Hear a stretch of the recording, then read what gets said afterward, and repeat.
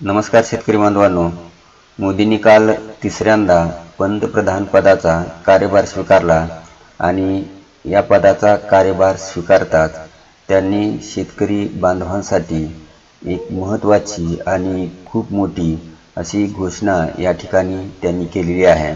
ती जी घोषणा आहे ती घोषणा कोणती आहे याची माहिती आज आपण या व्हिडिओमध्ये पाहणार आहोत। तर त्यापूर्वी मित्रांनो, या चॅनलवरती जर तुम्ही नवीन असाल तर अशाच प्रकारच्या नवनवीन माहितीसाठी KT डिजिटल मराठी या यूट्यूब चॅनलला तुम्ही नक्की लाईक करा, शेअर करा आणि सबस्क्राईब करा। चला तर व्हिडिओला सुरुवात करूयात। मित्रांनो, काल मोदींनी पंतप्रधान पदाचा पदभार स्वीकारल्यानंतर पहिल्या फाईलवरती सही केली आणि ती पहिली फाईल होती शेतकरी बांधवांशी संबंधित तब्बल 20,000 कोटी रुपयांची ही फाईल होती आणि PM किसान सन्मान निधी योजनेचा जो 17वा हप्ता आहे या 17व्या हप्त्याशी संबंधित अशी ही फाईल होती।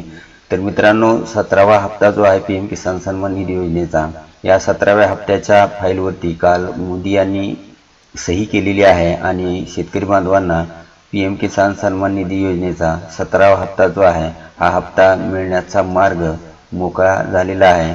लवकरच म्हणजेच पुढील 8 ते 10 दिवसांमध्ये हा जो 17वा हप्ता आहे PM किसान सन्मान निधी योजनेचा, हा 17वा हप्ता शेतकरी बांधवांना भेटून जाईल आणि याची जी प्रक्रिया आहे ही प्रक्रिया कालपासून शेतकरी बांधवांनो सुरू केलेली आहे।